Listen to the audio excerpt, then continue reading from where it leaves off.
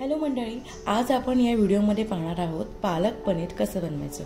तर पालक पनीर बनवण्यासाठी मी स्वच्छ पालक मस्त गरम पाण्यात शिजवून घेतलं आणि त्याचा रंग बदलला की ते छान गाळून घ्यायचं आणि थंड पाण्याने पुन्हा एकदा धुवून घ्यायचं।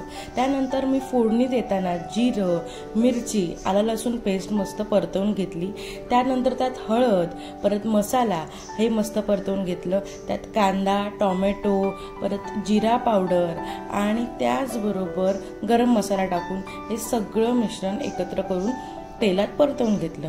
आता हे जे मिश्रण रेडी झालं आहे ना, ते आपण त्या आपल्या पालक सोबत मिक्सरला लावून घ्यायचंय। सो ते मस्तपैकी त्याची पेस्ट बनवून घ्यायची, जेणेकरून आपल्या पालक पनीरची जी ग्रेव्ही आहे ना ती छान स्मूथ होते। आता त्याच कढईत पुन्हा हळद, जिरा पावडर, मसाला टाकून छान तेलात परतवून घ्यायचं आणि आपण जी ग्रेव्ही करून घेतली आहे ना ती छान पुन्हा त्या तेलामध्ये फ्राय करून घ्यायची। त्यानंतर मी फ्रेश क्रीमचा वापर केलाय। क्रीमीनेस येण्यासाठी तुम्ही दही सुद्धा वापरू शकता, पण फ्रेश क्रीमने हॉटेल सारखी छान भाजी होते।